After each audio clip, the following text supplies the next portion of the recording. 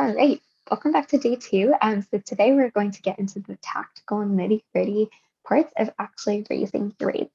I'm going to dive right in. All right, so before we do this, I want to kind of walk through why raising your rates can be so beneficial for your business as a whole. So we're going to do a couple of little quick math here. It's not super intense or anything like that, and you can follow along on the workbook as we go through this. But say that you have a revenue goal of making $25,000 from weddings or from photography in general this year. I want you to know that with any goal, there's always multiple ways of reaching that goal. So I'm going to walk through two different situations. So we have two different photographers here that are going to go about the same goal of hitting 25K in two different ways. We have Hustling Hannah, and the thing you need to know about Hustling Hannah is that she is a hard worker. She does all the things. She's constantly looking for ways to improve things, and she's very much so like overbooked. Her schedule just has no more space left in it. And Hannah charges $2,500 per wedding. Then there's the other person who is Profitable Polly. Profitable Polly is at ease, takes her time with things, thinks through just like intentional ways to elevate her whole client experience and her business strategy as a whole. And Polly charges $5,000 per wedding. She recognizes her value, recognizes how much of an expert she is when it does come to weddings, and she charges appropriately for that. So both Polly and Hannah want to book more weddings. And so they do some math and they realize for each wedding, it takes them about 20 hours of work for each wedding that they shoot. So if you're looking at the amount of weddings that Hannah has to shoot to hit 25K, she has to shoot 10 weddings to hit 25K. Same goal. Polly, though, is charging 5K, so it only takes Polly 5 weddings to hit this goal. But when you look at the hours that it's taking each of them to hit the same goal, you start to see a huge, stark difference between the two people. So Hannah is overextending herself because she's spending 200 hours to make 25K. And Polly is only spending half the amount of time because her pricing is doubled. So she's still hitting the same goal, but it's taking her less time to do so. And the thing is, like, the math kind of extends further than this. Because Hannah's trying to find her 10 clients, it's going to take her more time to actually market herself to find those 10 clients, as opposed to Polly, who only has to find 5 clients. And so clearly we can kind of see who's being overworked and underpaid in this situation. So I want you to keep that in the back of your mind as you do go about figuring out how you do want to raise your prices.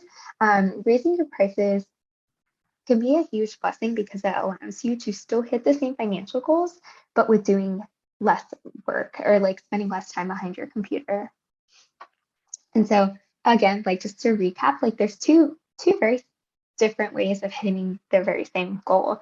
So you can hustle to market yourself constantly, kind of like what Hannah was doing, or you can work on elevating your client experience and elevating your prices as you go, charging more per wedding, taking less weddings total, and winning back more of your time while still profiting the same or more as well by raising your rate. So that's kind of like part of the why behind this whole challenge, is to really help you like take back your time along with raising your rate. So here are a couple of reasons that you can, or here are a couple of reasons why you might want to raise the rates, or how you might know that it is actually time to do so. So chances are like the level of work that you produce and the quality of it has dramatically increased over time. You probably have more like you probably have better equipment now than you used to like a year or 2 years ago. You value your time and you want to just be working a little bit less in your business. That can be a really good reason to raise your rates. Making sure that you're kind of like out in line with the market that's around you. So from personal experience, I live outside of the DC area, and everything as a whole is a little bit more expensive in this area than if I were to be somewhere that's like a more rural, so like the middle of Virginia or something like that. You can raise your rates because of the knowledge and expertise that you have gained over the past couple of months or over the past couple of years. And you can raise it because you're providing higher value and higher service to your clients. And something that I think is often overlooked is also raising your rates when you are increasing your brand equity and authority. So maybe you're going through a whole like rebrand of your website or something like that. That's a really good reason to actually raise your rates because you're able to really showcase the value that you're providing in on like a much higher level to your clients.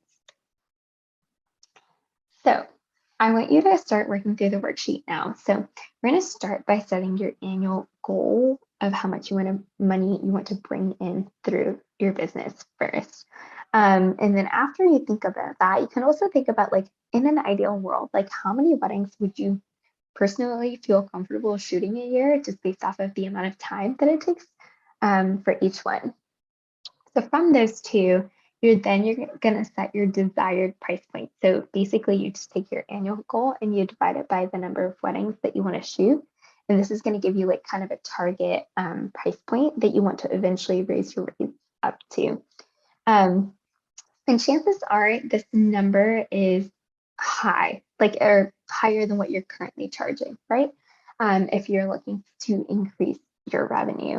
And that's okay. And I don't want you to think that you immediately have to go out tomorrow and like double your wedding prices or anything like that. We're going to make sure that you do it incrementally as you go. So we're going to create a pricing increase map. So first, we're going to decide whether you want to increase your prices on depending on how much time has what's the word elapsed based off of. Next, you're going to decide if you want to increase your prices every few months or every few bookings. So you can do it in a couple of different ways. I've seen people do both, and both work totally fine. I personally have always done it based off of time because that's what's felt good for me. But if you want to do it after you book 3 weddings, you're going to raise your prices. That also totally works. And you want to decide how much you want to increase each time. So here's a little example of how I created my little pricing increase map. So each time I was just raising my prices by $500. That was something that felt very doable to my brain, and it didn't like totally freak me out. It was a little scary and felt a little scary, but I could get behind that. I couldn't get behind raising my prices like $1,000 at a time. Like to me, it felt like that would be a little bit less reasonable. So maybe for you, like raising them by 300 feels really, really scary and feels like a stretch. So I want you to do something that's like a sudden increment that's a bit of a stretch, but isn't like so wildly unbelievable to yourself, because you want to make sure that as you're increasing, you have the confidence to back your price increases as well. So you're going to fill out that part of the worksheet, and you can see kind of mine as an example of how to do that. All right, so now once you've done that, I want you to put your pricing increase map somewhere that you can see it daily.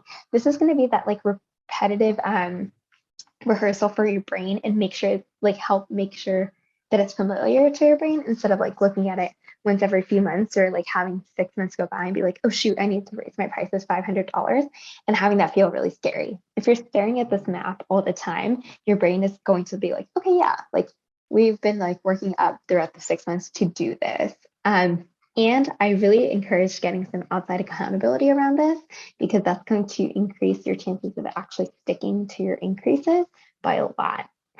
So if you're looking for a group for accountability, Elevate would be a great option for that. Okay, so tomorrow we're going to talk through elevating your client experience. But for now, just make sure to fill out the second tab on your business blueprint, and I'll catch you tomorrow.